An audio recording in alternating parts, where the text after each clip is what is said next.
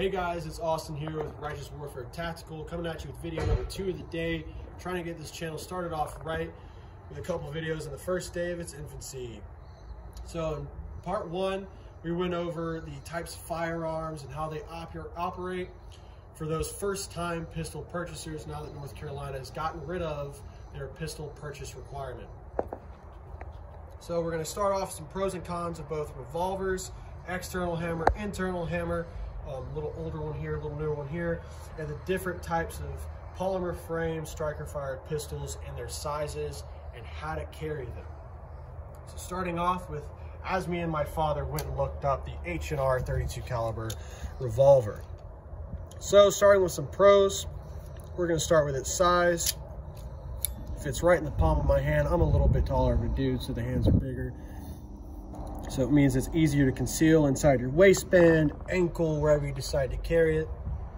We also have the fact that it is a revolver, meaning that when you pull the trigger, the cylinder is going to rotate, line up that round, and it should go bang. More often than not, your revolvers are very reliable handguns. That's a given, I'll be honest with you. If you have a malfunction with a revolver, it's most likely going to be inside of here with your rounds of ammunition malfunction. Going into some cons, some things that I've always noticed about revolvers is in fact that size. Me, a bigger dude, I don't have a lot of gun to grab. In case there's an emergency situation, I need to retrieve my firearm in rapid fashion, I may grab the whole thing and not be able to put my finger in that trigger guard to effectively get rounds on target. Another issue we brought up, sights. This is not the most accurate firearm.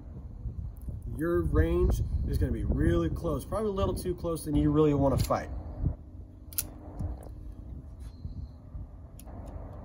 Another con is that magazine capacity. It being a revolver, not getting too in deep into the parts. Revolvers don't have magazines, they have cylinders. Definitely don't have clips. You're looking at only 6 rounds on older revolvers. Now that's going to bring me here to the Ruger J-frame here in a second.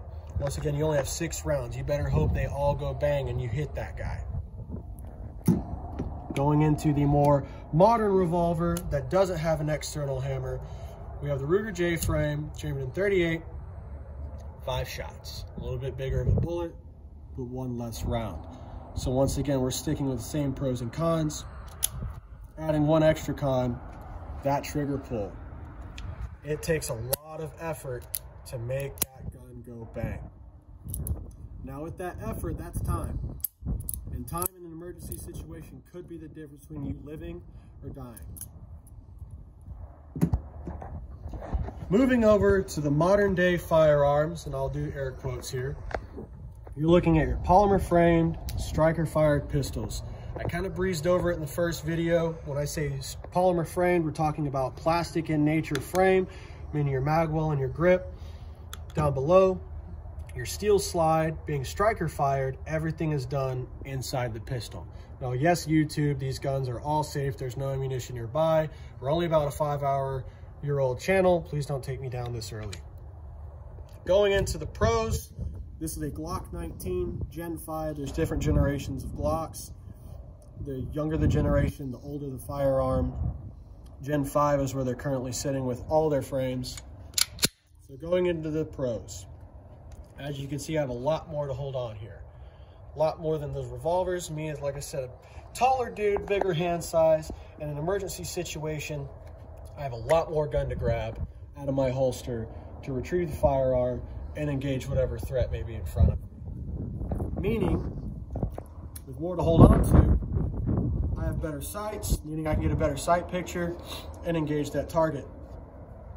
Another pro, compared to 6 rounds and 5 rounds, I have 15 rounds in my magazine of 9mm ready to go at any given time. Now, if you carry one in the chamber, you can have 15 and 1, meaning I have 16 rounds to engage my target.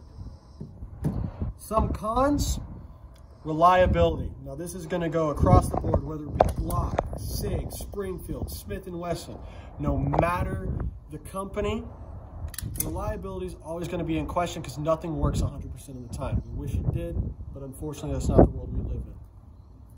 Meaning is this gun can malfunction. If it malfunctions, you will not be able to get that second round off unless you can clear that malfunction. Ladies, I'm talking to you when I say this. I mentioned it briefly in the first video. Some gun stores will not push you towards this. Because some gun stores, unfortunately, where you think it's a quality, whatever it may be, don't believe that a woman can adequately and effectively clear a malfunction in an emergency situation. Now that comes down to training. I will preach that all day long. Training, training, training, training, training. Going into the Glock 19X. Essentially the same firearm, polymer frame, striker fired pistol. Only difference with this is bigger frame. This is a Glock 17 frame with a Glock 19 slide. You can compare the two. The frame's just a little bit bigger. We're looking at that Glock 17 frame allowing me to index the firearm, meaning I can grab it deeper, get hold of more of that firearm. For me personally, meaning I can have a little bit more to hold on to, making my shots a little more accurate. And with this, we're looking at more magazine capacity. This one is 17 rounds. Like I said, one in the chamber, you're looking at 17 in one, 18 rounds.